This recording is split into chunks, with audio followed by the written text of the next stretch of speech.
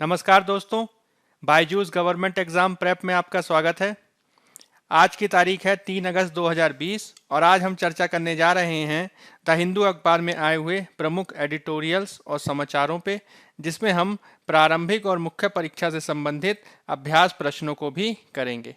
तो चलिए शुरू करते हैं। आज की जो हमारी पहली खबर है वह पेज नंबर 7 से ली गई है और इसका संबंध जीएस पेपर 1 में सामाजिक मुद्दों से है। इसको हम महिला संबंधी मुद्दों से भी जोड़कर देख सकते हैं। तो सबसे पहले हम इसके संदर्भ को देख लेते हैं। तो हाल में ही उत्तर प्रदेश में अनेक जो गैंग रेप की घटनाएं हैं वो चर्चा में रही हैं, जिसमें हाथरस संबंधी कांड वर्तमान में लगातार चर्चा में बना हुआ है। साथ ही साथ बलरामपुर क्षेत्र में भी इस तरह की घटनाएं सुनने को मिली हैं। उसमें मुख्य रूप से दलित महिलाओं के विरुद्ध होने वाले अत्याचार काफ़ी चर्चा का विषय है। अब यह जो पूरा जो मामला है, इसके संदर्भ में हमने कल भी चर्चा की थी, जिसमें हमने एडिटोरियल डिस्कस किया था। आज इसके संदर्भ में जो हम चर्चा करने जा रहे हैं वो हम चर्चा करने जा रहे हैं इससे संबंधित कुछ मुद्दों में। विशेष रूप से हम इसमें चर्चा करेंगे एनसीआरबी के 2019 के आंकड़ों के बारे में, जिसमें 2019 में यह बताया है कि किस प्रकार से महिलाओं के विरुद्ध अपराधों में वृद्धि हुई है और इसमें दलित महिलाओं के विरुद्ध भी अपराध निश्चित रूप से बढ़े हैं। साथ ही साथ हम ये देखेंगे कि समाज में इस तरीके की मानसिकता जो फैली हुई है उसमें हम महिला मुद्दों के प्रति, ठीक है, विशेषकर महिला संबंधी मुद्दों के प्रति हम लैंगिक संवेदनशीलता, ठीक है, लैंगिक संवेदनशीलता को बढ़ावा देने के लिए क्या कर सकते हैं और पूरे समाज में लिंग संबंधी मुद्दों के प्रति संवेदनशीलता बढ़े, विशेषकर युवाओं आदि में इसको लेकर संवेदनशीलता बढ़े, ताकि वो एक परिवर्तन के एजेंट ऑफ चेंज बन के उभर सकें। इसके लिए हमें क्या करने की ज़रूरत है, ठीक है। तो परिवर्तन के एजेंट बनाने रखने में या फिर लैंगिक संवेदनशीलता को बढ़ावा देने में किन किन उपायों को किए जाने की ज़रूरत है, हम इसको समझने की कोशिश करेंगे इस पूरे एडिटोरियल के माध्यम से, ठीक है। तो चलिए शुरू करते हैं। संदर्भ मैंने आपको बता दिया, हाथरस बलरामपुर में गैंग रेप के मामले देखे गए हैं जो समाज में महिलाओं के विरुद्ध बढ़ती हिंसा को दर्शाता है, विशेषकर दलितों के विरुद्ध हिंसा और साथ ही साथ महिलाओं के विरुद्ध हिंसा, इन दोनों के विरुद्ध ही हिंसा को यह दर्शाता है, ठीक है। एनसीआरबी के अभी हाल में ही जो 2019 के आंकड़े आए हैं उससे भी ये बात सिद्ध होती है, जो इस बात को भी महत्वपूर्ण बनाता है कि विशेषकर लैंगिक मुद्दों के प्रति समाज और युवाओं को हमें संवेदनशील बनाने की आवश्यकता है, ताकि इस तरीके के मुद्दों के प्रति जागरूकता बढ़े और सरकारें आदि भी इसके लिए बेहतर कार्य कर सकें। तो देख लेते हैं। सबसे पहले तो हम देख लेते हैं एनसीआरबी के आंकड़ों के बारे में। तो राष्ट्रीय अपराध रिकॉर्ड ब्यूरो जो भारत सरकार की एक संस्था है, ठीक है, उसके द्वारा हर साल भारत में अपराध से शीर्षक से एक रिपोर्ट पेश की जाती है और 2019 की जो रिपोर्ट आई है उसके अनुसार भारत में जो महिलाओं के विरुद्ध जो अपराध हुए हैं वो 2019 में जो अपराध हुए हैं वो 2018 की तुलना में उनमें लगभग 7% की वृद्धि देखी गई है, ठीक है। इसी काल में जो अनुसूचित जाति के खिलाफ जो अपराध हैं उसमें भी आप कह सकते हैं कि लगभग 7% की वृद्धि हुई है, ठीक है। अब इसको अगर हम और विस्तार से देखें तो हम पाएंगे कि 2019 में महिलाओं के विरुद्ध कुल 4,05,861 मामले दर्ज किए गए, जिसमें 2018 में यह संख्या 3,78,236 थी, यानी कुल मिला के 7.3% की बढ़ोतरी। अगर हम प्रति लाख जनसंख्या के आधार पर देखें तो प्रति लाख जनसंख्या पर महिलाओं के खिलाफ अपराधों की जो सर्वाधिक रेट है, सर्वाधिक दर है, वो असम में है। अब इसके तहत जो अपराध किए जा रहे हैं उसमें आईपीसी के तहत, ठीक है, इंडियन पीनल कोड, भारतीय दंड संहिता के तहत महिलाओं के खिलाफ जो अपराध दर्ज हुए हैं उन मामलों में सबसे ज़्यादा जो मामले हैं वो पति या उसके रिश्तेदारों के द्वारा की गई क्रूरता से संबंधित मामले हैं, जिनका जो कुल प्रतिशतता में जो संख्या है वो लगभग 31% है। यानी 1/3 जो मामले होते हैं वो पति द्वारा की गई हिंसा या फिर उसके रिश्तेदारों द्वारा की गई क्रूरता से संबंधित होते हैं।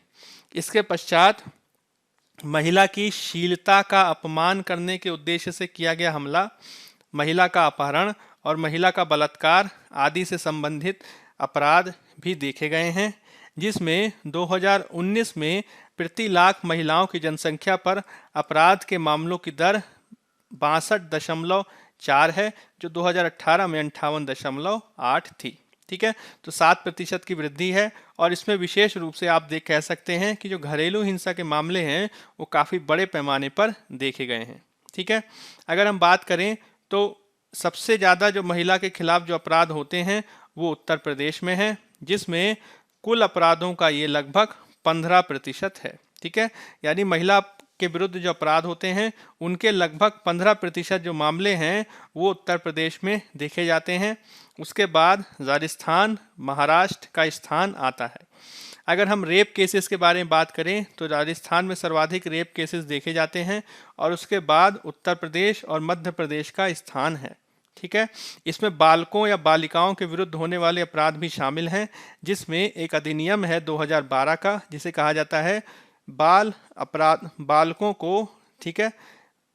को सेक्सुअल ऑफेंसेस से लैंगिक अपराधों से निवारण अधिनियम, बालकों या बालिकाओं का लैंगिक अपराधों से निवारण अधिनियम 2012, protection of children from sexual offences act 2012। इसके तहत जो मामले दर्ज हुए हैं उसमें भी बालिकाओं के खिलाफ सर्वाधिक अपराध के मामले देखे गए हैं उत्तर प्रदेश में। इसके अलावा अगर हम दलित महिलाओं के बारे में बात करें तो राजस्थान इसके मामले में सर्वाधिक चर्चित रहा है, जहां पे दलित महिलाओं से रेप के मामले सर्वाधिक दर्ज किए गए हैं। इसके बाद उत्तर प्रदेश और मध्य प्रदेश का स्थान है।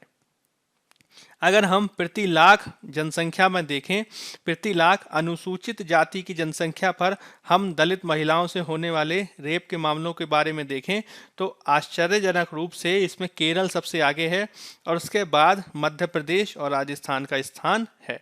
तो कहने की बात यह हुई कि जब हम महिला के विरुद्ध अपराधों के बारे में बात करते हैं तो 7% इसमें वृद्धि देखी गई है। दूसरी बात क्या है? दूसरी बात यह है कि यूपी या यूं कह सकते हैं आप जो नॉर्दर्न स्टेट के राज्य हैं, जो उत्तरी भारत के जो राज्य हैं, उनमें सर्वाधिक महिलाओं के खिलाफ अपराधों की दर देखी जाती है। ठीक है, इसमें दलित महिलाओं के विरुद्ध भी बड़ी संख्या में अपराध देखे जा रहे हैं और इसमें घरेलू हिंसा या फिर पति और उसके रिश्तेदारों द्वारा की जाने वाली हिंसा का भी महत्वपूर्ण रूप से स्थान है, जिसको ध्यान में रखे जाने की ज़रूरत है। अब यह जो अपराध लगातार हम देख रहे हैं, लगातार जो हम समाचार सुनते रहते हैं, इसके संदर्भ में बेहद आवश्यक है कि इससे निपटने के लिए जहां एक ओर तो सरकारें मिलकर काम करें, ठीक है, दूसरी ओर जो है जो कानून व्यवस्था बनी हुई है या जो विविध प्रकार के जो कानून स्थापित किए गए हैं उनका निवारण, उनका जो है बेहतर ढंग से कार्यान्वयन किया जा सके। लेकिन साथ ही साथ यह भी जरूरी है कि आप महिला संबंधी मुद्दों के मामले में या फिर महिला अपराध आदि के कारकों के मामले में जो है अपनी संवेदनशीलता को बेहतर करें और यही होता है लैंगिक संवेदनशीलता। ठीक है, जेंडर सेंसिटाइजेशन। तो जेंडर सेंसिटाइजेशन क्या होता है?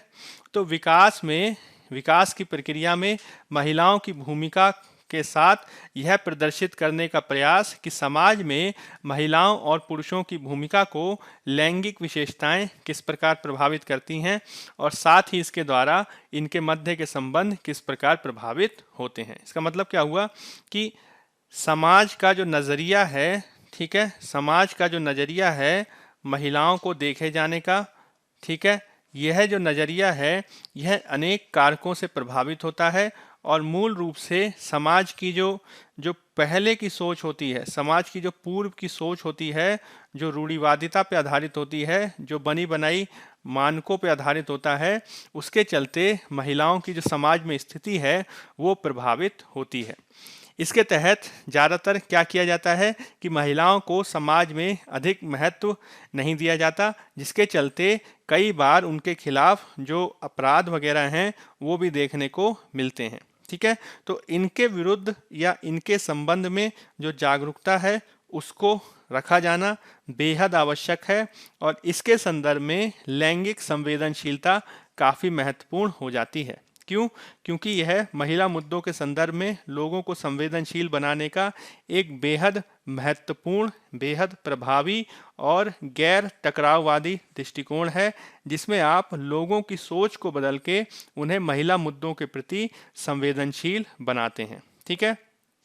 इसमें हम महिलाओं और पुरुषों दोनों की जो रूढ़िवादी मानसिकता है, जो पुरानी सोच है, उसको बदलने की कोशिश करते हैं, जिसके तहत अक्सर ये माना जाता है कि महिला और पुरुष जो हैं वो दो अलग अलग एंटिटीज़ हैं, दो अलग अलग असमान इकाई हैं और चूंकि वो दोनों समान नहीं हैं इसलिए उनके जो सामाजिक आर्थिक परिवेश हैं, ठीक है, उनकी जो स्थितियां हैं वो अलग हैं और इस आधार पर महिलाओं से जो है पृथक विरोध किया जाता है तो वो गलत नहीं है। ठीक है। तो असमानता पर आधारित जो व्यवहार है वो असमानता पर आधारित व्यवहार के प्रति लोगों की सोच बदले, इसको लेकर जो है लैंगिक संवेदनशीलता का जो दृष्टिकोण है वो काफ़ी महत्वपूर्ण हो जाता है। ठीक है। जिसके तहत हम महिलाओं और उनकी समस्याओं के प्रति लोगों की संवेदनशीलता में वृद्धि करने का प्रयास करते हैं। इसके तहत पब्लिक पॉलिसी या नीति निर्धारण से लेकर जो ज़मीनी स्तर पर काम करने वाले जो लोग हैं उनके एक वर्ग का निर्माण करने का प्रयास किया जाता है। इसके तहत लोगों में जागरूकता के प्रसार पर बल दिया जाता है और साथ ही साथ जो लैंगिक पूर्वाग्रह होता है, ठीक है, जो लैंगिक पूर्वाग्रह के तहत जो गलत धारणाएं होती हैं उसको दूर करने का प्रयास किया जाता है। क्यों? क्योंकि ऐसी जो लैंगिक पूर्वाग्रह है जिसमें पुरुष और स्त्री के मध्य भेद किया जाता है, तो ऐसे विभेदकारी व्यवहारों के चलते जो हम एक न्याय संगत सामाजिक व्यवस्था स्थापित करने का प्रयास कर रहे हैं उसके निर्माण में बाधा उत्पन्न होती है और इसको दूर करने के लिए आवश्यक है कि लैंगिक संवेदीकरण को बढ़ावा दिया जाए।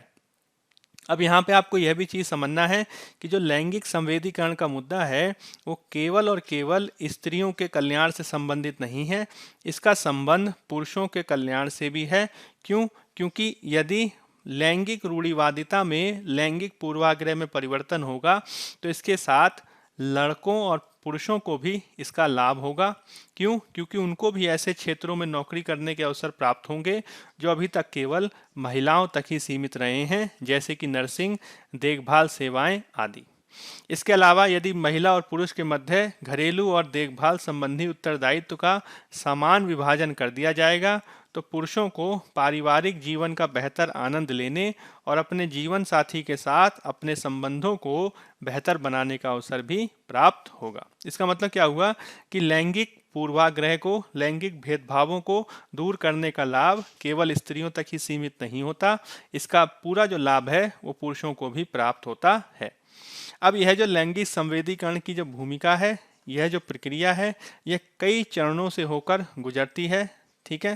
तो इसके अलग अलग चरण कौन कौन से हैं? तो पहले चरण में हम करते क्या हैं कि लोगों की जो सोच है, लोगों की जो धारणा है उसमें बदलाव लाने का प्रयास करते हैं। चेंज इन परसेप्शन, जो उनकी पहले की जो सोच है, पहले की जो धारणा है, पहले से जो उनके मन में विचार बने हुए हैं उसको परिवर्तित करने का प्रयास करते हैं, जिसमें हम लोगों को पारिवारिक और सामाजिक स्तर पर जो प्रचलित पूर्वाग्रह हैं उनके दुष्प्रभावों से अवगत कराते हैं। ठीक है।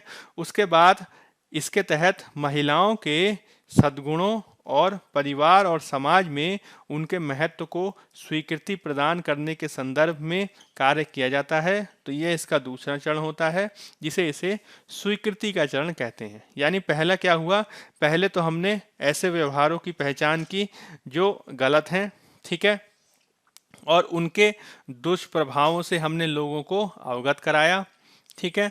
फिर उसके बाद हमने महिला के महत्व को व्यक्ति और समाज, ठीक है, व्यक्ति के रूप में, समाज में और परिवार में हमने इनके महत्व को अवगत कराने का प्रयास करते हैं।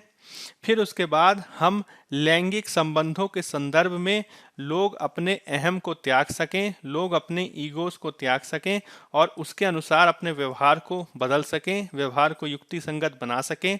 इसके लिए समायोजन या एकोमोडेशन की प्रक्रिया प्रारंभ की जाती है और फिर उसके बाद जो लैंगिक संवेदनशील बन के वो उभरते हैं, वो ऐसे लैंगिक संवेदनशील व्यक्ति समाज में महिलाओं की स्थिति के संदर्भ में एजेंट ऑफ चेंज का कार्य करते हैं। ठीक है, परिवर्तन के साधन के रूप में कार्य करते हैं, जो ना केवल लैंगिक पूर्वाग्रह से होने वाले दुष्प्रभावों के बारे में जानते हैं, वहीं दूसरी ओर महिलाओं के समाज में महत्व के बारे में जानते हैं। ठीक है, उनका जो व्यवहार होता है वह भी समानता मूलक होता है, समता पर आधारित होता है, और साथ ही साथ वो खुद से आगे बढ़ के समाज में लैंगिक भेदभाव के प्रति बदलाव लाने में कार्य करते हैं। ठीक है, तो ये 4 प्रक्रियाओं के माध्यम से लैंगिक संवेदीकरण की प्रक्रिया को आगे बढ़ाया जा सकता है। ठीक है, अब प्रश्न ये उठता है कि समाज और युवाओं को किस तरीके से संवेदनशील बनाया जाए। तो इसमें सर्वाधिक जो भूमिका होती है वो परिवार की होती है, जिसमें माता पिता बच्चों को सहानुभूति रखने, दूसरों का सम्मान करने और नैतिक चिंतन में आगे बढ़ाने के लिए उसे प्रेरित करते हैं। ठीक है, इसके तहत माता पिता द्वारा स्वयं एक उदाहरण प्रस्तुत करने की ज़रूरत है, ताकि बच्चे प्रारंभ से ही इस तरीके के समतावादी प्रयासों को देख सके। इसके साथ ही साथ हमें अपनी शिक्षा प्रणाली में विद्यमान कमियों को दूर करने की ज़रूरत है, जैसे कि हमें लैंगिक संवेदनशील कक्षाओं और पाठ्य पुस्तकों का निर्माण करना होगा, जिसके तहत जो पहले से चली आ रही रूढ़िवादी चित्रण की मानसिकता है उसे दूर करने की ज़रूरत है।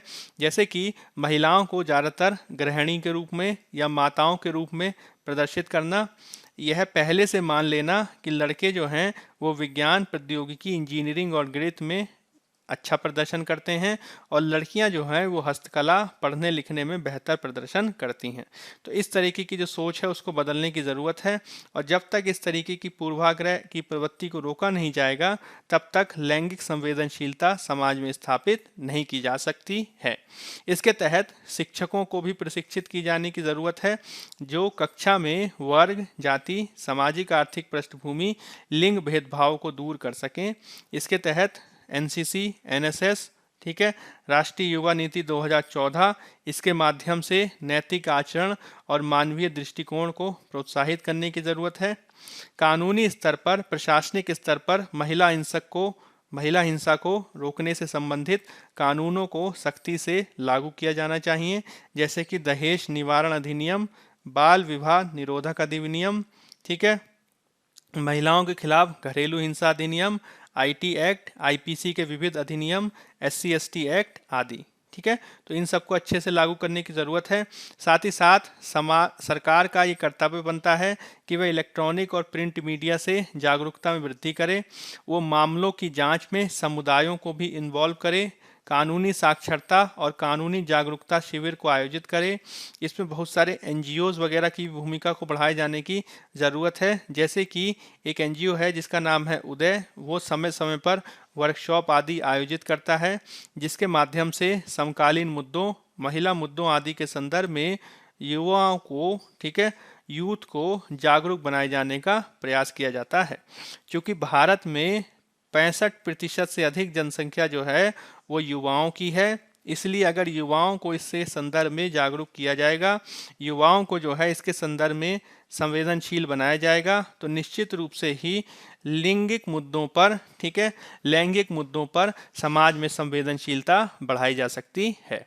ठीक है, चलिए अब अगला आर्टिकल देख लेते हैं। अगला जो हमारा आर्टिकल है वो पेज नंबर 6 से लिया गया है, और इसका संबंध जीएस पेपर 3 में इकोनॉमी से है। मुख्य रूप से संबंधित है, अभी हाल में ही कैग की रिपोर्ट आई है जो संबंधित है उपकरों से। ठीक है, अब उपकरों के संबंध में जो रिपोर्ट आई है इस पर हम पहले भी चर्चा कर चुके हैं, जिसके तहत कैग की रिपोर्ट ने ये कहा था कि सरकार द्वारा जो उपकरों से प्राप्त जो राशि है उसकी एक बड़ी राशि जो है जिस उद्देश्य के लिए उपकर लगाया गया था उस उद्देश्य में ट्रांसफ़र नहीं की गई, बल्कि उसको कंसोलिडेटेड फंड ऑफ इंडिया यानी भारत के संचित निधि में उसे शामिल कर लिया गया। अब देखिए, उपकर के विषय में अगर आप जानते होंगे तो हमने आपको बताया है पहले भी कि उपकर क्या होते हैं। तो उपकर एक विशेष प्रकार के कर होते हैं और इनको कर के ऊपर कर के रूप में परिभाषित किया जाता है। यानी पहले से कोई कर लगा हुआ है, जैसे कि मान लीजिए इनकम टैक्स, आयकर लगा हुआ है, ठीक है, या फिर मान लीजिए लगा हुआ है सर्विस टैक्स, या फिर आप जीएसटी भी कह सकते हैं, ठीक है, पुराना वाला, या फिर हम कह सकते हैं उत्पादन शुल्क, ठीक है, एक्साइज ड्यूटी। अब ये जो पहले से जो शुल्क लगे हुए हैं, ठीक है, इनके ऊपर एक और शुल्क लगा दिया जाए, जो हो सकता है संबंधित हो स्वास्थ्य क्षेत्र से, हो सकता है संबंधित हो सड़कों के विकास से, हो सकता है संबंधित हो अवसंरचना के विकास से। इसी तरीके से हम जो है कर के ऊपर यदि कर लगाते हैं किसी विशिष्ट उद्देश्य से, कर के ऊपर कर किसी विशिष्ट उद्देश्य से, तो उसे सेस या उपकर कहा जाता है। और सामान्य करों के विपरीत यह जो राशि होती है उपकर की राशि, यह पूर्ण रूप से केंद्र सरकार द्वारा रखी जाती है। इसको राज्यों से बांटे जाने की अनिवार्यता नहीं होती। तो अब चूंकि उपकर एक विशिष्ट उद्देश्य के लिए लगाए जाते हैं, साथ ही साथ ये जो उपकर लगाए जाते हैं इसको उसी फंड में शामिल किया जाना चाहिए जिस उद्देश्य से इसको लगाया गया है। लेकिन कैग की ये रिपोर्ट बताती है कि विभिन्न माध्यमों के लिए, विभिन्न उद्देश्यों के लिए जो हमने उपकर लगाए उसका प्रयोग उस उद्देश्य के लिए नहीं किया गया। यह जो है पारदर्शिता से संबंधित मुद्दा है, यह जो है चिंता का विषय है जिस पर ध्यान दिए जाने की जरूरत है। ठीक है, तो संदर्भ मैंने आपको बता दिया कि कैग की रिपोर्ट में 2018-19 की रिपोर्ट में भारत सरकार की वित्तीय लेखा रिपोर्ट को संसद में प्रस्तुत किया गया और इसमें पारदर्शिता और औचित्यता से संबंधित बहुत सारे मुद्दे महत्वपूर्ण हो चले हैं। ठीक है, इसके तहत ये बताया गया है कि सरकार द्वारा उपकर को संग्रहण किए जाने के बावजूद उसको पहले से निर्धारित उद्देश्य के लिए विनियोजित नहीं किया गया। इसके तहत राज्यों को जीएसटी क्षतिपूर्ति के रूप में जो राशि दी जानी थी लगभग 46,272 करोड़ रुपए, वह भी जो है राज्यों को नहीं दी गई और उसे भारत की संचित निधि में शामिल कर लिया गया। इसी प्रकार, ठीक है, जो आईजीएसटी थी, इंटीग्रेटेड जीएसटी थी, एकीकृत जीएसटी थी, उससे प्राप्त राशि को भी केंद्र द्वारा राज्यों को सौंपा नहीं गया है। ठीक है, जो काफी चिंता का विषय है। वर्तमान में केंद्र सरकार के द्वारा 35 से ज़्यादा उपकर लगाए जाते हैं लेकिन उनका बंटवारा राज्यों को नहीं होता। यही कारण है कि राज्य इस पे आरोप लगाते हैं कि जीएसटी क्षतिपूर्ति आदि के संदर्भ में केंद्र सरकार द्वारा निष्पक्षता से कार्य नहीं किया गया है, जिसमें जीएसटी अधिक होने पर तो उसको रख लिया गया संचित निधि में, लेकिन जब कमी हुई तो उसे राज्यों को क्षतिपूर्ति नहीं की गई और ये कहा गया कि राज्य अपने आप से उसका इंतजाम करें, यानी वो बाजार से उधार लें। ठीक है, अब इसके तहत और भी अन्य उदाहरण दिए गए हैं जिसके तहत दूसरे उद्देश्यों के लिए जो उपकर संग्रहित किए गए उनको भी जिस उद्देश्य के लिए वो बनाए गए थे उसे उस फंड में शामिल नहीं किया गया। जैसे कि 38,000 करोड़ का रोड सेस उसको जमा किया जाना था केंद्रीय सड़क व अवसंरचना फंड में, जो नहीं किया गया। कच्चे तेल पर उपकर लगाया गया, लगभग 1,24,399 करोड़ रुपए एकत्र हुए, लेकिन उसको भी तेल उद्योग विकास बोर्ड को हस्तांतरित नहीं किया गया। कुल मिलाकर 2,75,000 करोड़ रुपए की राशि 2018-19 में एकत्र की गई है, लेकिन केवल 1,64,000 करोड़ रुपए ही हस्तांतरित हुए हैं। शेष राशि को संचित निधि में ही रखा गया है। अब मुख्य रूप से इस लेख में यह तर्क दिया गया है कि सरकारों द्वारा अपने घाटे को, ठीक है, सरकारों को अपने घाटे को कम दिखाने के लिए और अपने राजस्व को बढ़ा हुआ दिखाने के लिए इस तरीके की रणनीति अपनाई जाती है, जिसके तहत जो बजट के बाहर, ठीक है, बजट के बाहर के जो प्रावधान होते हैं, ऑफ बजट प्रावधान जो होते हैं, उनका प्रयोग करके सरकारें अपनी योजनाओं की फंडिंग करती हैं, जिसके चलते घाटे कम दिखाई देते हैं। ठीक है, अब इसके तहत केंद्र द्वारा विविध प्रकार की ऑफ बजट बोरोइंग्स या ऑफ बजट उधारियों का प्रयोग किया जाता है जो बजट में नहीं दिखता, जिसके चलते राजकोषीय घाटे को कम करके दिखाया जा सकता है। ठीक है, तो इसके तहत होगा क्या कि हमने कहा कि हमने उपकर में इतना पैसा इकट्ठा कर लिया और उस उपकर को हमने शामिल होता दिखा दिया संचित निधि में, यानी हमने अपने खुद के खाते में उसको शामिल होता दिखा दिया, जबकि प्रावधान ये कहता है कि उपकर को जो है उसको विशिष्ट फंड में डाला जाना चाहिए ठीक है, जिस फंड के लिए उसे बनाया गया है। और यह जो है संचित निधि का भाग ना होके लोक खाते का भाग होना चाहिए, जिसमें सरकार एक तरीके के ट्रस्टी के रूप में कार्य करती है। वो अपनी मर्जी से पैसा इसमें से खर्च नहीं कर सकती है। ठीक है, तो यह जो एक पूरा प्रावधान बना हुआ है, इसको फॉलो किए जाने की ज़रूरत है। हालांकि ऐसा नहीं किया गया है। अब ऑफ बजट फंडिंग के तहत नाबार्ड के तहत एक फंड बना है, जिसे कहा जाता है दीर्घ अवधि का इरिगेशन फंड या लॉन्ग टर्म इरिगेशन फंड। इसकी जो राशि है उसका प्रयोग करके वर्तमान में कृषि परियोजनाओं का वित्तीयन किया गया है। इसके अलावा रेल परियोजनाओं का वित्तीयन किया गया है भारतीय रेलवे, ठीक है, इंडियन रेलवे फाइनेंशियल कॉरपोरेशन, भारतीय रेलवे वित्त निगम से उधार लेकर। तो इससे होता क्या है, क्योंकि ये सारी की सारी सरकार की ही संस्थाएं हैं, तो सरकार अपनी ही संस्थाओं से उधार लेकर अपने उद्देश्य की पूर्ति कर लेती है और इसको जो है बजट में नहीं दिखाया जाता। तो भले ही घाटा जो है वो कम दिखता हो, लेकिन वास्तव में सरकार का जो राजस्व है वो इससे बढ़ता नहीं है, बल्कि सरकार के जो पहले की जो संपत्ति बनी हुई है वही संपत्ति कम होती जाती है। ठीक है, अब इससे होता क्या है कि हमने जो इस तरीके का घाटा कम करने की जो रणनीति अपना रखी है, उससे पारदर्शिता के मुद्दे खड़े हो जाते हैं, क्योंकि इससे आप कोई नई संपत्ति सृजित नहीं करते और ना ही जो है आपका राजस्व वास्तव में बढ़ता है। ठीक है, तो इस तरीके की चीज़ें नहीं होनी चाहिए। और इसमें मुख्य रूप से जो राज्य हैं, राज्यों को जो है जो राशि मिलनी चाहिए वह राशि भी पूर्ण रूप से प्राप्त नहीं होती, जिसके चलते भारत की जो संघवादिता है या भारत में जो सहकारी संघवाद का जो कॉन्सेप्ट है, जिसमें केंद्र सरकार और राज्य सरकार दोनों मिलकर एक समान उद्देश्य की प्राप्ति के लिए कार्य करते हैं, वह भी पूरा नहीं हो पाता है।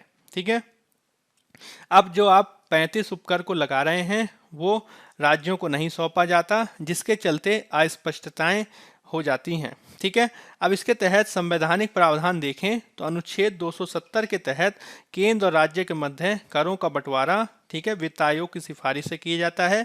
लेकिन 271 के अनुसार अगर हम कोई सेस लगाएं, उपकर लगाएं, तो उससे प्राप्त होने वाली राशि राज्यों से साझा नहीं होती है। अब बीते कुछ वर्षों में जिस प्रकार से देखा जा रहा है कि राज्यों के जो कर राजस्व के जो भाग हैं वो लगातार बढ़ रहे हैं और 14वें वित्त आयोग ने करों के बंटवारे में, ठीक है, टैक्सों के बंटवारे में राज्यों के अंश को 42% किया है। अब इससे हुआ क्या है कि केंद्र को जो राशि प्राप्त होनी चाहिए वो कम हो गई है।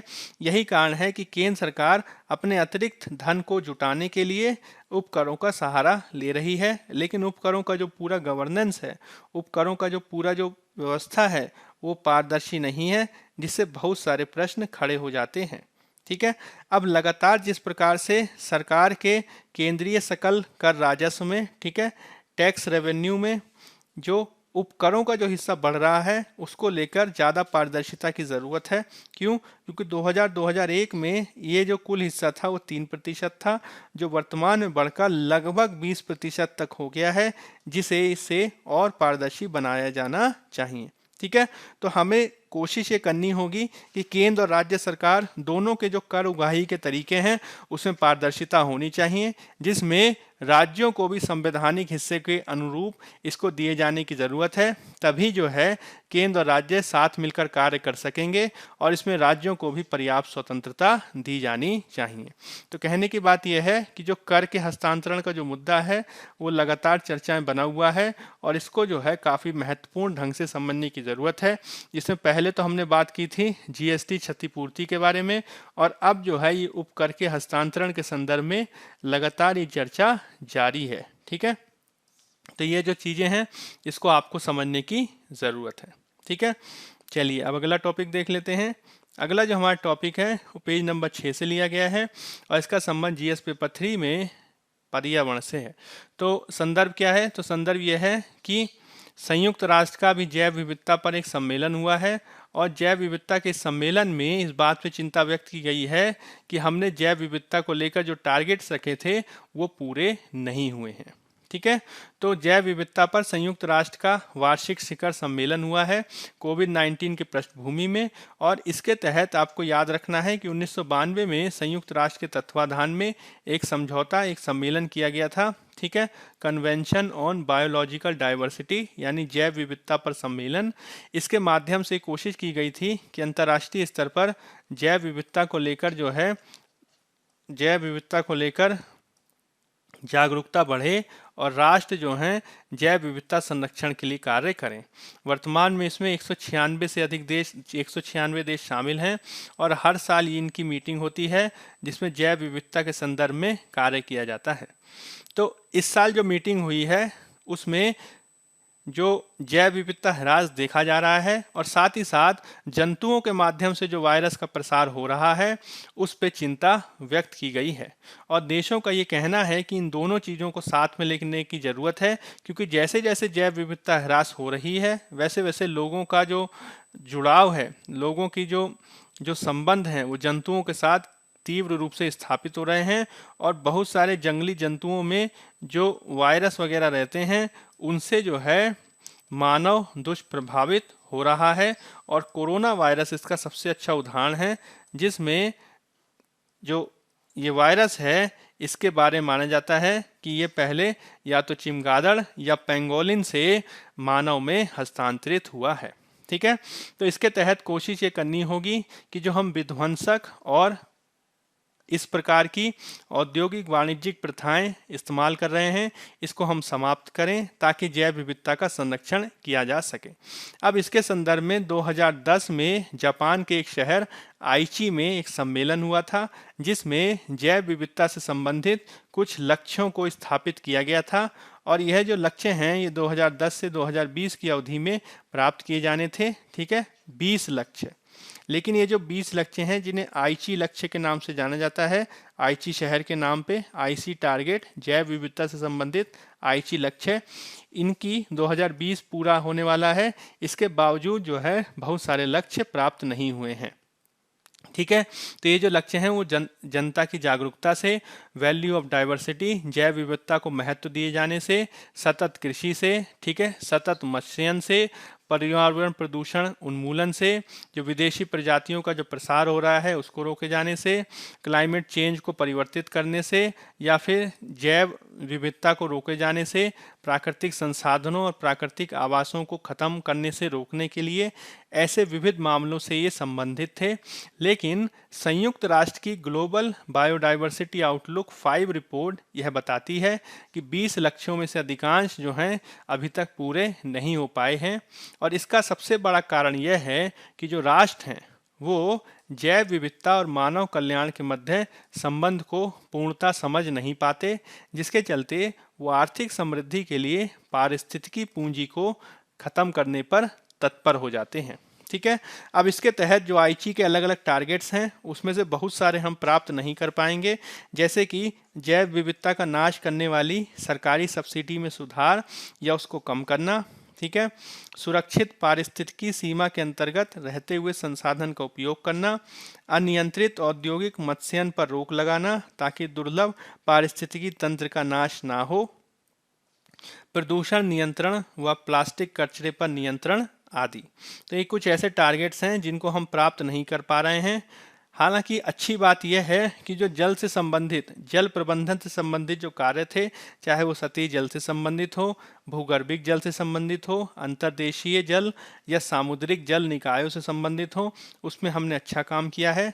लेकिन world wide fund for nature एक संस्था है, ठीक है, WWF world wide fund for nature, इसकी वार्षिक लिविंग प्लैनेट इंडेक्स रिपोर्ट ये बताती है कि 1970 की तुलना में जो कशेरुकी जानवर हैं, ठीक है, यानी रीढ़ की हड्डी वाले जो जंतु हैं, उनकी जनसंख्या में 68% की कमी आई है, जिसको समझे जाने की ज़रूरत है। ठीक है, इसके तहत न केवल हमें अंतर्राष्ट्रीय स्तर पर पर्यावरण प्रदूषण और जलवायु परिवर्तन को रोकने के लिए काम करना होगा, वहीं दूसरी ओर सभी देश अपनी अपनी तरफ से पर्यावरण प्रदूषण को कम करने की घोषणा करें, इसके लिए भी काम करने की ज़रूरत है। भारत जैसे विकासशील देशों में जो पहले से जैव संरक्षण के लिए, जैव विविधता संरक्षण के लिए जो परंपराएं, रीति रिवाज और समुदाय कार्य कर रहे हैं, उनको भी बढ़ावा देने की ज़रूरत है। जैसे कि भारत में राजस्थान का विश्नोई समुदाय जैव विविधता संरक्षण के लिए कार्य करता है। ठीक है, इसके तहत भारत आदि देशों को 80 और 70 के दशक में बनाए गए पर्यावरण संरक्षण कानूनों का पालन करना चाहिए। अधिक से अधिक क्षेत्रों को संरक्षित क्षेत्र में लाने की ज़रूरत है। साथ ही साथ अगर हम प्राकृतिक संसाधनों के उपयोग कर रहे हैं तो हमें विधि द्वारा निर्धारित प्रक्रिया का पालन करने की ज़रूरत है, और इसके संदर्भ में जो पर्यावरण प्रभाव मूल्यांकन के जो नियम हैं उनको भी हमें बेहतर बनाने की ज़रूरत है। ठीक है, जिसके तहत हमें कोविड-19 के पश्चात हरित समृद्धि कैसे हो, स्वच्छ ऊर्जा का विकास कैसे किया जाए, पारिस्थितिकी और कृषि क्षेत्र को साथ लेके कैसे आगे बढ़े, माइनिंग और बांध निर्माण के खतरे पर हम कैसे अंकुश लगाएं, कचरे आदि से संसाधन को कैसे प्राप्त करें, और सूखा क्षेत्र और मरुस्थलीय क्षेत्रों को कैसे फिर से जीवित किया जाए, इससे संबंधित हमें नए टारगेट्स को अपनाने की ज़रूरत है। क्योंकि आईची टारगेट्स का जो लक्ष्य था वो 2010 से 2020 था और अब ये पूरा हो चुका है, और हमारे समक्ष कोविड-19 की एक बहुत बड़ी चुनौती है, जिसके बाद किस तरीके की वृद्धि करनी है इसको लेकर हमें नया दृष्टिकोण अपनाना होगा। ठीक है, चलिए अब अगला आर्टिकल देख लेते हैं। अगला जो हमारा आर्टिकल है वो पेज नंबर 9 से लिया गया है और इसका संबंध जीएस पेपर 2 में आईआर से है। ये महिला संबंधी मुद्दों से भी इसको आप जोड़ के देख सकते हैं। ठीक है, तो इसमें अभी हाल में ही संयुक्त राष्ट्र की जो संयुक्त राष्ट्र की जो महासभा है, ठीक है, संयुक्त राष्ट्र की महासभा में भारत की जो महिला और बाल विकास मंत्री हैं स्मृति ईरानी जी, उनके द्वारा एक भाषण दिया गया है, और ये जो भाषण दिया गया यह 25 वर्ष पूरे होने के अवसर पर दिया गया है। किसके 25 वर्ष पूरे हुए हैं? तो 25 वर्ष पूरे हुए हैं बीजिंग डिक्लेरेशन के। बीजिंग उद्घोषणा क्या है? तो 1995 में एक सम्मेलन हुआ, ठीक है, बीजिंग में, और इस सम्मेलन में विश्व स्तर पे महिला अधिकारों को बढ़ावा देने के लिए, ठीक है, महिला समता को बढ़ावा देने के लिए, महिला सशक्तिकरण को बढ़ावा देने के लिए कुछ पहले की गई, जिनका भारत भी जो है सदस्य था, और इसको जो है 1995 में अपनाया गया, और इसको कहा जाता है बीजिंग डिक्लेरेशन, या फिर उसे कहते हैं Beijing declaration and platform for action. ठीक है, किसके लिए एक्शन करना है? तो महिला समता के बारे में।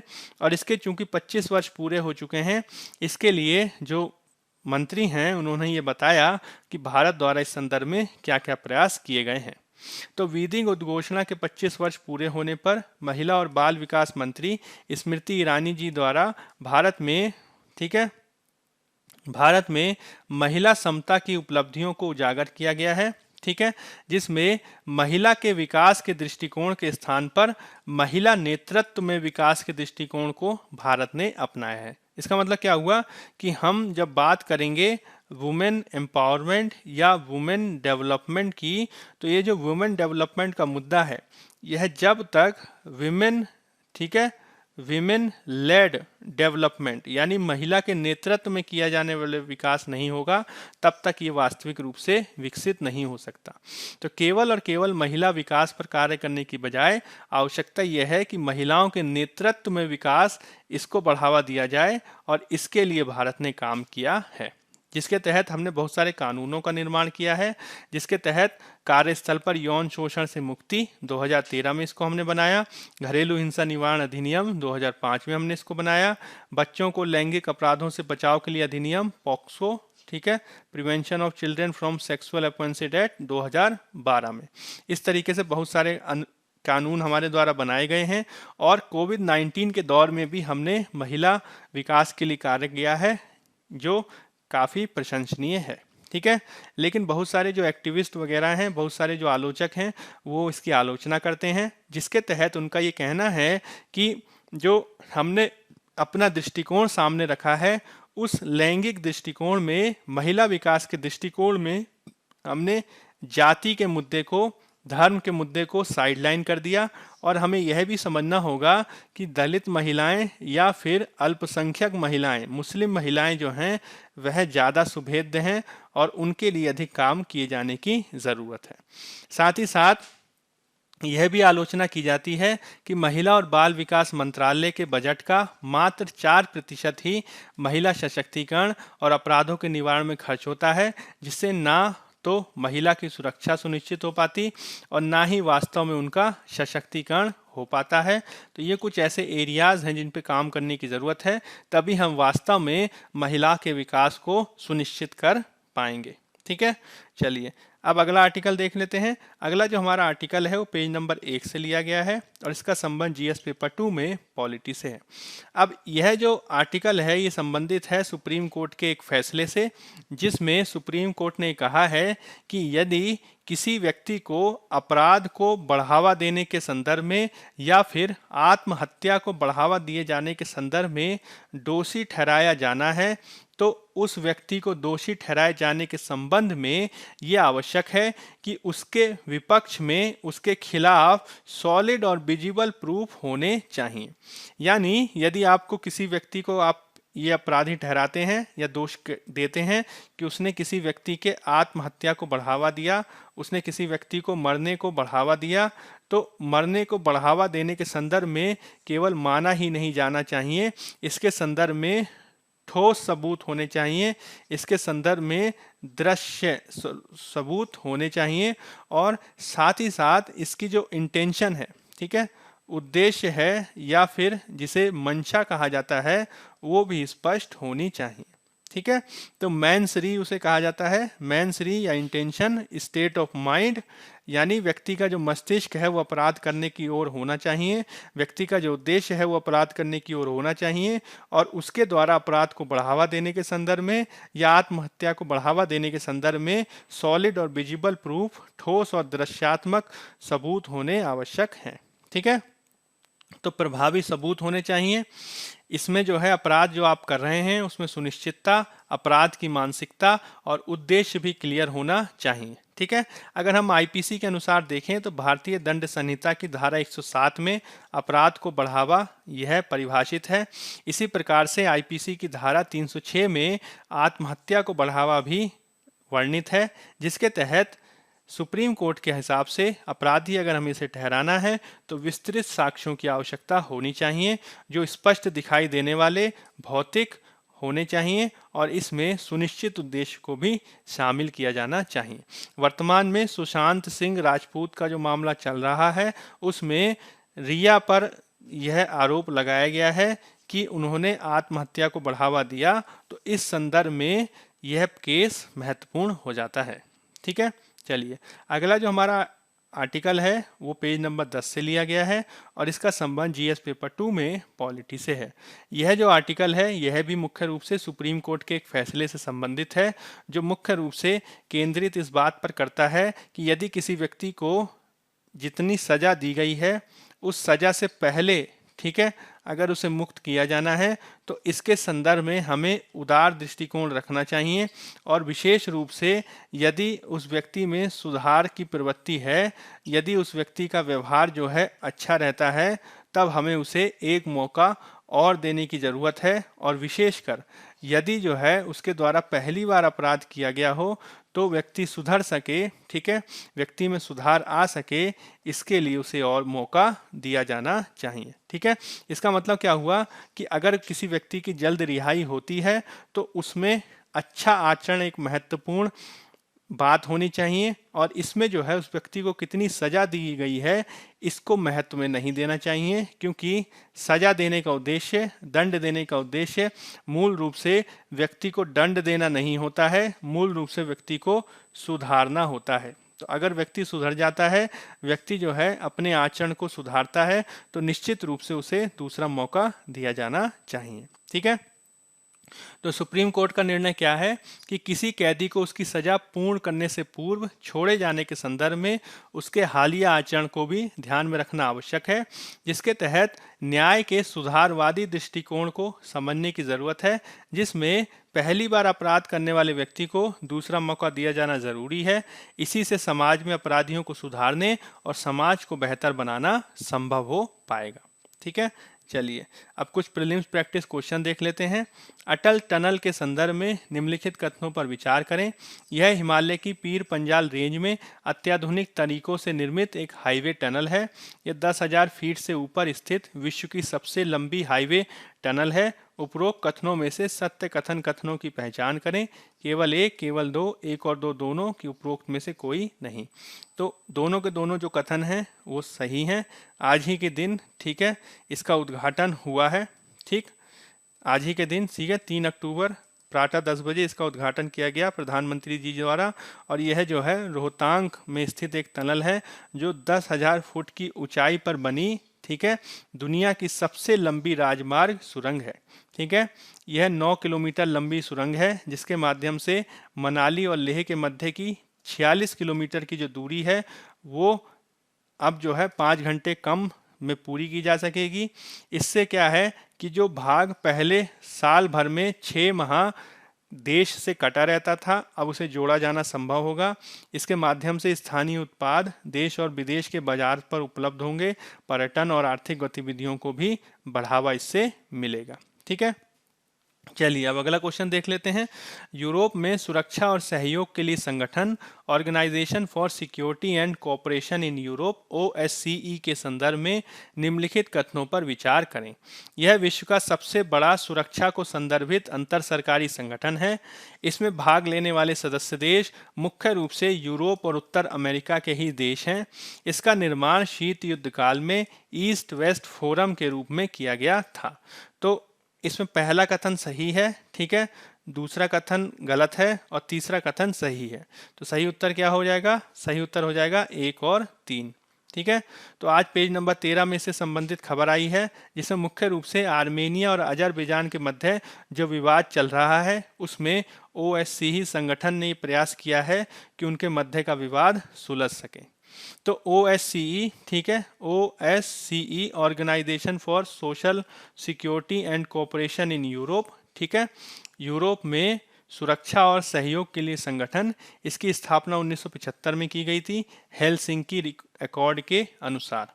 अब इसके तहत हुआ क्या था कि 1973 और 1975 में यूरोप में सुरक्षा और सहयोग के लिए एक कॉन्फ्रेंस हुई जिसका नाम था conference on security and cooperation in Europe, CSCE।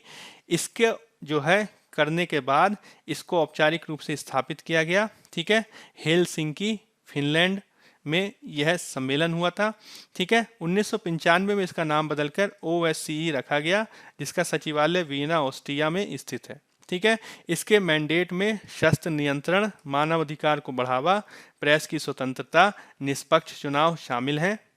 मुख्य रूप से यूरोप में संघर्ष के निवारण, संकट प्रबंधन और संघर्ष के पश्चात पुनर्वास के संदर्भ में कार्य करने वाली संस्था है जिसमें मुख्य रूप से 57 देश शामिल हैं जो यूरोप, उत्तरी और मध्य अमेरिका और उत्तरी अमेरिका से संबंधित हैं। ठीक है, अगर क्षेत्र के हिसाब से देखा जाए तो उत्तरी गोलार्ध के अधिकांश क्षेत्र इसमें शामिल हैं और यूरोप और एशिया के क्षेत्र में सहयोग को बढ़ावा देने की एक महत्वपूर्ण संस्था है। ठीक है, चलिए अगला क्वेश्चन देख लेते हैं। हाल ही में चर्चित रहे एंटीफा और प्राउड बॉयज, हाल ही में चर्चित रहा एंटीफा और प्राउड बॉयज किससे संबंधित हैं? अजरबैजान के अलगाववादी समूह, संयुक्त राज्य अमेरिका के चरमपंथी संगठन, चीन के लोकतंत्र समर्थक संगठन, रूस से संबंधित हैकिंग समूह।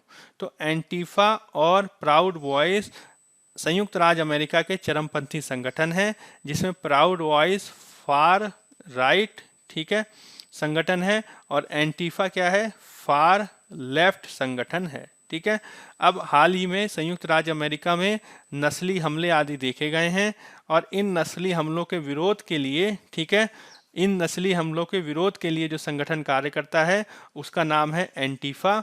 और नस्ली हमलों में जो वाइटिस्ट सुप्रीमेसी होती है, ठीक है, यानी श्वेत नस्ल की श्रेष्ठता, तो श्वेत नस्ल की श्रेष्ठता का दावा करने वाला जो संगठन है वो प्राउड बॉयज संगठन है।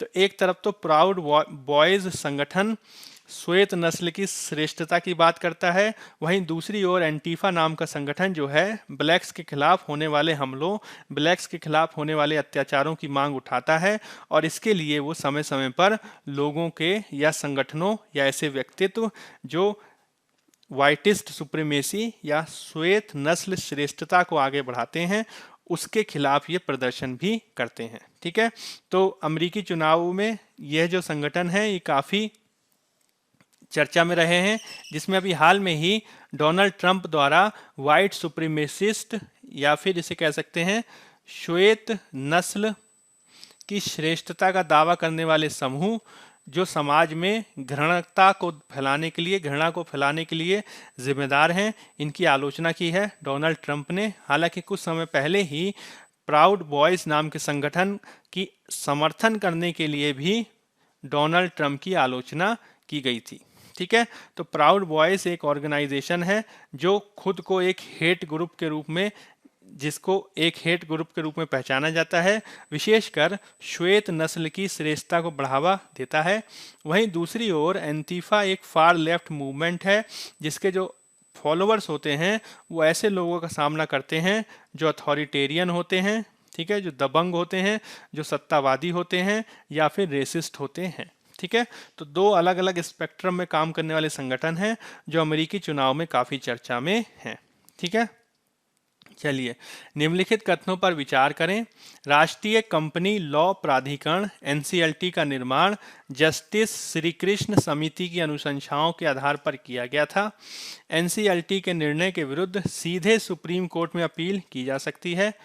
उपरोक्त कथनों में से सत्य कथन कथनों की पहचान करें। केवल एक, केवल दो, एक और दो दोनों की उपरोक्त में से कोई नहीं। तो NCLT national company law tribunal, इसका पहला कथन सही है, दूसरा कथन गलत है। भारत में मुख्य रूप से आईबीसी या फिर इंसॉल्वेंसी और बैंकरप्सी कोड, जो भारत में कंपनियों आदि को दिवालिया घोषित किए जाने के संदर्भ में एक महत्वपूर्ण कोड है, उसको जो स्थापित किया गया, जब उसको लाया गया तो इसके संदर्भ में कंपनियों को दिवालिया घोषित करने या कंपनियों को बाइंड अप करने या कंपनियों को ख़त्म करने, ठीक है, उनके संदर्भ में इसको लाया गया था, इसको स्थापित किया गया था, जिसमें जो है, ठीक है, इसमें जो है इसकी जो अनुशंसा है, ठीक है, उसका निर्माण श्री कृष्ण समिति की अनुशंसा पे नहीं हुआ था। ठीक है, ये चीज़ ध्यान में रखनी है, पहला कथन भी गलत है और दूसरा कथन भी इसमें गलत है। ठीक है, इसको एक बार और देख लेते हैं। नेशनल कंपनी लॉ ट्रिब्यूनल का जो निर्माण है वो हुआ है भारत में इंसॉल्वेंसी और बैंकरप्सी कोड, ठीक है, जो कंपनियों को दिवालिया घोषित करने से संबंधित या कंपनियों को बाइंड अप समाप्त करने से संबंधित एक संहिता है। ठीक है, जिसमें यदि कंपनियां किसी बिजनेस से बाहर निकलना चाहती हैं, यदि कंपनी चाहती है कि हम अपने आप को बंद कर दें, तो इसके संदर्भ में जो पूरी प्रक्रिया है उसको कैसे चलाया जाए, इसके लिए आईबीसी या फिर इंसॉल्वेंसी और बैंकरप्सी कोड का गठन किया गया है। और इसके तहत इसके संदर्भ में जो निर्णय करने वाली जो संस्था है वो संस्था है एनसीएलटी, जिसका जो निर्माण है वो जस्टिस श्री कृष्ण कमेटी की अनुशंसाओं पर नहीं हुआ था। ठीक है, ये चीज़ आपको ध्यान में रखनी है। ठीक है, तो इसमें उत्तर क्या हो जाएगा? इसमें उत्तर हो जाएगा हमारा डी। ठीक है, दोनों के दोनों जो उत्तर हैं, ऑप्शन है वो गलत है। ठीक है, तो अभी हाल में ही एक एनसीएलटी का एक निर्णय आया है जिसमें उसने कहा है, ठीक है, जिसमें जो है उसने कहा है कि जो नेशनल कंपनी लॉ अपीलिएट प्राधिकरण है उसका एक निर्णय आया है। तो अब यहाँ पे आपको ध्यान रखना है कि दो नाम की संस्थाएं हैं, एक को कहा जाता है एनसीएलटी और एक को कहा जाता है एनसीएलएटी। ठीक है, दो संस्थाएं हैं जिनका दोनों का जो गठन है वो किया गया था इंसॉल्वेंसी और बैंकरप्सी कोड के अनुसार, और यह जो अनुशंसाएं हैं, यह जो गठन है, यह हुआ था जस्टिस इराडी समिति की अनुशंसा पर। ठीक है, अब मुख्य रूप से भारत में कंपनियों को दिवालिया घोषित करने या उन्हें समेटने से संबंधित यह प्राधिकरण है, जिसमें अगर एनसीएलटी कोई फैसला लेता है और आप उससे संतुष्ट नहीं हैं तो इसके खिलाफ आप अपील कर सकते हैं एनसीएलएटी में। तो एनसीएलटी के विरुद्ध जो है राष्ट्रीय कंपनी लॉ अपीलीय प्राधिकरण में अपील की जा सकती है, इसमें सुप्रीम कोर्ट में आप डायरेक्ट नहीं जा सकते। ठीक है, तो उसमें दोनों के दोनों जो ऑप्शन होंगे वो गलत हो जाएंगे, जिसमें एनसीएलटी का निर्माण जस्टिस इराडी कमीशन की अनुशंसाओं पे हुआ था और एनसीएलटी के निर्णय के विरुद्ध सीधे सुप्रीम कोर्ट नहीं जाते हैं, एनसीएलएटी में जाया जाता है। ठीक है, तो आंसर क्या हो जाएगा? आंसर हो जाएगा डी। चलिए अगला क्वेश्चन देख लेते हैं। निम्नलिखित में से कौन से बाघ अभ्यारण्य कर्नाटक में अवस्थित हैं? बांदीपुर बाघ अभ्यारण्य, भद्रा बाघ रिजर्व, दांडेली अंशी बाघ रिजर्व, नागलहोल बाघ रिजर्व, बिलीगिरी रंगनाथ स्वामी टेम्पल टाइगर रिजर्व, केवल 1, 2, 3 और 4, 2, 3, 4 और 5, 3, 4 और 5 की उपरोक्त सभी। तो पांचों के पांचों जो टाइगर रिजर्व हैं वो कर्नाटक में अवस्थित हैं। और हाल ही में चर्चा में क्यों आए, तो कर्नाटक क्षेत्र में जो लेपर्ड्स हैं, ठीक है, तेंदुए हैं, उनको पकड़े जाने और उनको एक स्थान से दूसरे स्थान पर लाए जाने में जो है 3 गुना वृद्धि देखी गई है, ठीक है, एक स्टडी के अनुसार। और इसका प्रमुख कारक यह है कि मानव और जो लेपर्ड्स हैं, तेंदुए हैं, उनके लगातार संघर्ष जो हैं वो बढ़ रहे हैं, जिसको रोके जाने की ज़रूरत है। ठीक है, चलिए अब लास्ट ईयर का एक क्वेश्चन देख लेते हैं। पूर्व वैदिक कार्यों का धर्म प्रमुखता था भक्ति, मूर्ति पूजा एवं यज्ञ, प्रकृति पूजा एवं यज्ञ, प्रकृति पूजा एवं भक्ति। तो पूर्व वैदिक कालीन आर्यों का धर्म मुख्य रूप से, ठीक है, प्रकृति पूजा और यज्ञ था, जिसका पता हमें ऋग्वेद से चलता है। ठीक है, ऋग्वेद से हमें इसका मुख्य रूप से पता चलता है। ठीक है, चलिए अब कुछ मेंस के क्वेश्चन देख लेते हैं। हमें देश में महिलाओं के प्रति यौन उत्पीड़न के बढ़ते हुए दृष्टांत दिखाई दे रहे हैं। इस कुकृत्य के विरुद्ध विद्यमान विधिक उपबंधों के होते हुए भी ऐसी घटनाओं की संख्या बढ़ रही है। इस संकट से निपटने के लिए कुछ नवाचारी उपाय सुझाएं। साथ ही इस संदर्भ में लैंगिक संवेदनशीलता व लैंगिक मुद्दों के प्रति युवाओं आदि को संवेदनशील बनाने की भूमिका का भी आकलन करें। 250 शब्द 15 अंक। हाल के समय में केंद्र सरकार द्वारा राजस्व संग्रहण के लिए उपकरों का सहारा लिया जाना एक गलत उदाहरण प्रस्तुत करता है, जिसे सहकारी संघवाद के दृष्टिकोण से उचित नहीं माना जाना चाहिए। उपकरों पर नियंत्रक और महालेखा परीक्षक की हालिया रिपोर्ट के संदर्भ में टिप्पणी करें। 250 शब्द 15 अंक। तो जो कैग और उपकरणों से संबंधित जो हमने डिस्कशन किया है उसके आधार पर, और जो हमने लैंगिक संवेदनशीलता के बारे में पूरी बात की, उन दोनों को जो है आधार बना के आप इसको उत्तर लिखने का प्रयास कर सकते हैं। ठीक है, तो आज का जो हमारा जो डिस्कशन है उसमें हमने ज़्यादा से ज़्यादा टॉपिक्स को करने का प्रयास किया है। ठीक है, बायजूस गवर्नमेंट एग्जाम प्रेप के तहत आपको यदि हमारे वीडियोस पसंद आ रहे हैं तो ज़्यादा से ज़्यादा इसे लाइक, सब्सक्राइब और शेयर करें। ठीक है, तो चलिए आज की क्लास में फ़िलहाल इतना ही। तब तक के लिए बने रहिए बायजूस गवर्नमेंट एग्जाम प्रेप पर। धन्यवाद।